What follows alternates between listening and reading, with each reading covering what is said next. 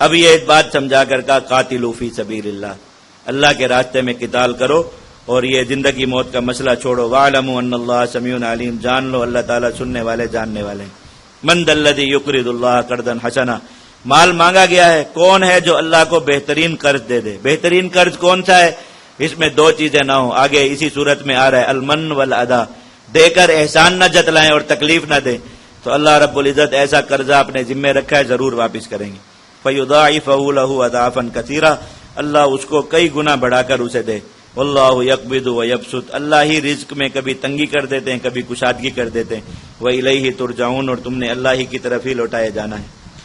أَلَمْ تَرَ إِلَى الْمَلَإِ مِن بَنِي إِسْرَائِيلَ مِن بَعْدِ موسیٰ، اب یہاں سے وہ جہاد کا واقعہ شروع ہو گیا. کیا آپ نے دیکھا بنی اسرائیل کی اس جماعت کی طرف جو موسیٰ علیہ السلام کے بعد تھی، جب انہوں نے اپنے نبی سے کہا ابعث لنا ملکا نقاتل فی سبیل اللہ، ہمارے لیے بادشاہ مقرر کر دیجئے جس کے ساتھ مل کر ہم اللہ کے راستے میں لڑیں. قال هل عصیتم ان کتب علیکم القتال الا تقاتلوا، نبی نے کہا ممکن ہے کہ تم پر بھی جہاد فرض کیا جائے تو تم بھی جہاد نہ کرو جیسے تمہارے آبا و اجداد نے نہیں کیا تھا. قالوا وما لنا الا نقاتل فی سبیل اللہ، انہوں نے کہا ہمیں کیا ہوا کہ ہم اللہ کے راستے میں نہ لڑیں گے. وقد اخرجنا من دیارنا وابنائنا، حالانکہ ہمیں ہمارے گھروں سے جدا کر دیا گیا، بچوں سے الگ کر دیا گیا، بچوں کو غلام بنا کر انہوں نے اپنے پاس رکھا ہوا تھا اور انہیں صحرا میں دھکیل دیا تھا. فلما کتب علیہم القتال، جب لڑائی فرض کر دی گئی، تولوا الا قلیلا منہم، تو پھر گئے ان میں سے سوائے چند لوگوں کے باقی تمام. واللہ علیم بالظالمین، اللہ تعالیٰ ایسے ظالموں کو خوب جانتا ہے جنہوں نے حکم جہاد سے روگردانی کر لی. اب جماعت سازی. وقال لهم نبیہم، نبی نے ان سے کہا ان اللہ قد بعث لکم طالوت ملکا، اللہ تعالیٰ نے طالوت کو تم پر بادشاہ مقرر کیا.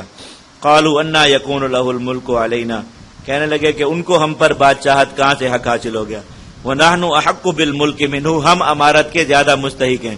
بنی اسرائیل کے 12 قبائل تھے، ایک قبیلے کے اندر نبوت چلتی تھی، ایک قبیلے کے اندر جو ہے وہ خاندانوں کی سرداری چلتی تھی کہ 12 خاندانوں کے جو سردار تھے وہ اسی قبیلے سے بنائے جاتے تھے. ہر قبیلے کا سردار، ہر قبیلے کے ذمہ کام تھا. ایک قبیلہ جو ہے وہ زراعت کرنے والا تھا کچھ.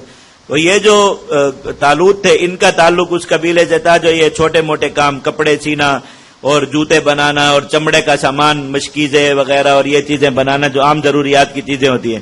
صنعت و حرفت کا کام تھا ان کا، یعنی صنعت کار قبیلے سے ان کا تعلق تھا.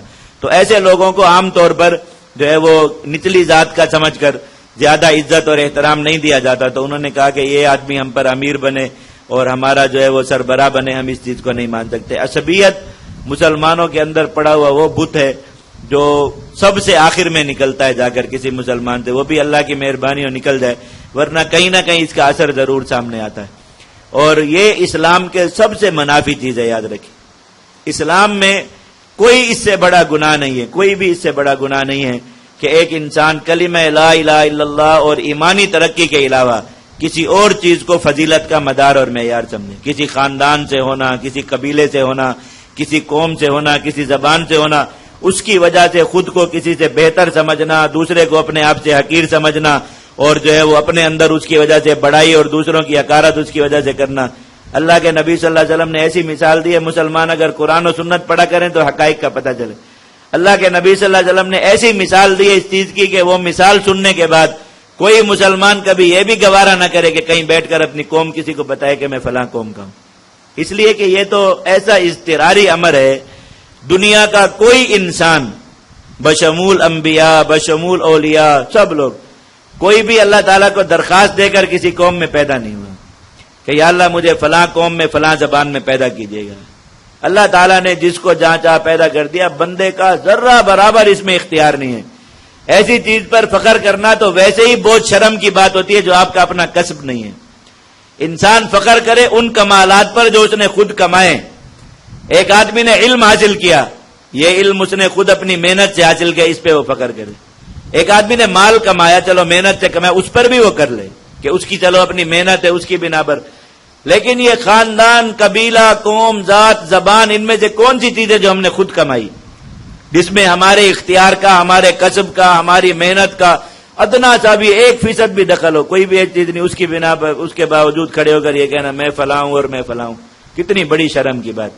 اللہ کے نبی صلی اللہ علیہ وسلم نے کیا مثال دی بتاؤں آپ کو.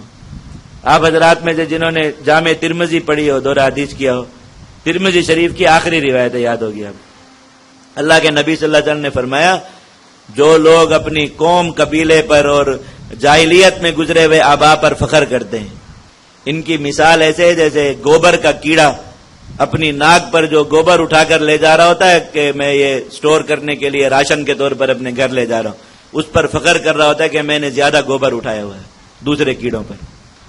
یہ گوبر کا کیڑا ہوتا ہے، آپ نے دیکھا اس کے سر پہ اس طرح جو ہے وہ ایسے مینار جیسا ہوتا ہے، درمیان میں گول ہوتا ہے، کیڑا رینگتا ہے زمین پر، اور درمیان میں ایسے ایک انٹینا کھڑا ہوا ہوتا ہے جیسے پرانے زمانے میں ٹی وی کا انٹینا ہوتا تھا۔ اس کو عربی میں عجل کہتے ہیں، جعل اس کو کہتے ہیں عربی میں، اور اردو میں وغیرہ میں اس کو گوبر کا کیڑا کہتے ہیں۔ یہ اسی طرح اپنی جو ہے وہ گوبر میں آتا ہے، پورا ڈوبتا ہے اندر، پھر اسی انٹینے پر تھوڑا سا گوبر اٹھا کے آہستہ آہستہ آہستہ رینگتا ہوا اپنے بل میں لے جاتا ہے۔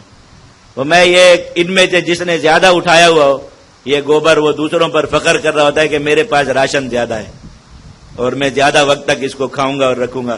پر میں ان چیزوں پر فخر کرنے والے آدمی کی یہی مثال ہے جو ناک پر پڑی ہوئی گوبر پر فخر کر رہا ہو کہ میرے پاس زیادہ ہے، یہ اللہ کے نبی صلی اللہ علیہ وسلم، تاکہ مسلمانوں کو گھنا ہے اس چیز سے، اور مسلمان نفرت کریں اس بات سے کہ کلمہ لا الہ الا اللہ کے علاوہ بھی عزت کی کوئی بنیاد ہو سکتی ہے۔ مسلمانوں کے اندر عزت، مقام، وقار اور مرتبت کا جو معیار ہے وہ ایمان ہے۔ جو آدمی ایمان میں اور ایمان کے اثرات میں جتنا بڑا ہوا ہے بس وہ معزز ہے، خواہ وہ کوئی بھی ہو۔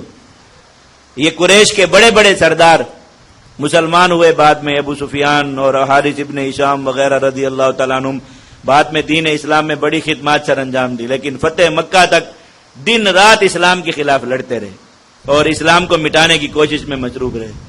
حضرت عمر رضی اللہ عنہ کا زمانہ خلافت تھا تو ایک بار ملنے کے لیے آ کر بیٹھے ہوئے، حضرت عمر جو ہے وہ مسجد میں ایک پردہ لگا کر اس کے پیچھے بیٹھ جاتے تھے اور باقی لوگ مسجد کے دوسری طرف انتظار کرتے تھے۔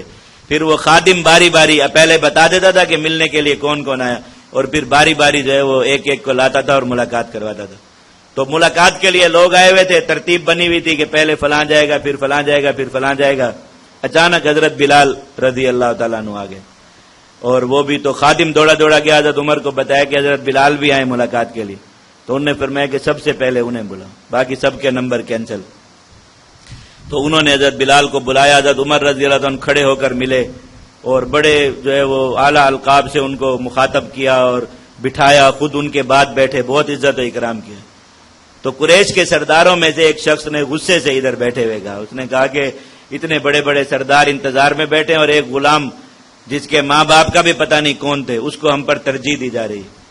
تو یہ حارث ابن ہشام رضی اللہ تعالیٰ عنہ خود بڑے سردار تھے، ابو جہل کے بھائی تھے، یہ مسلمان ہوئے اور بعد میں بڑے اچھے اسلام میں ان کی خدمات۔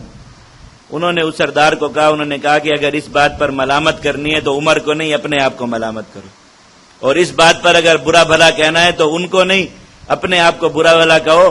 بلال اس وقت اس دین کی خاطر انگاروں پر لیٹا تھا جب میں اور تم تلواریں لے کر اس دین کو مٹانے کے لیے پھر رہے تھے۔ آج اگر بلال کو ہمارے سامنے بلایا جاتا ہے، عزت دی جاتی ہے تو اس کا حق بنتا ہے، یہ بات کہنے کا تمہارا حق نہیں۔ اس بات پر اگر ملامت کرنی اپنے آپ کو کرو کہ وقت پر مسلمان کیوں نہیں ہوئے تھے۔ اور جب اس کو، ایک غلام کو جس کے ماں باپ نہیں معلوم، اس کو کلمہ لا الہ الا اللہ سمجھ میں آ گیا، مجھے اور تمہیں تو اپنے سر پر تلواریں دیکھ کر سمجھ میں آیا، ہمیں پتا تھا ہم آج اگر مسلمان نہ ہوئے تو مارے جائیں گے، تو ہم مسلمان ہو گئے۔ اور وہ آدمی اس وقت مسلمان ہوا جب اس کو پتا تھا کہ مسلمان ہوں گا تو مارا جاؤں گا، پھر بھی وہ مسلمان ہو گیا۔ تو یہ بات ان کو سمجھائی، کہا کہ یہ اسلام ہے، یہاں پر اب وہ باتیں نہیں چلیں گی، یہاں جس نے اسلام کے لیے کچھ کیا ہے، جس نے ایمان کے لیے کچھ کیا ہے، بس اس کی عزت ہے، اس کا کوئی یہ نہیں دیکھے گا کہ قوم کیا ہے، قبیلہ کیا ہے، اسلام میں یہی وجہ افتخار ہے۔ انہوں نے اس چیز کی بنا پر طالوت کو رد کیا اور کہا اس کو امیر نہیں مان سکتے۔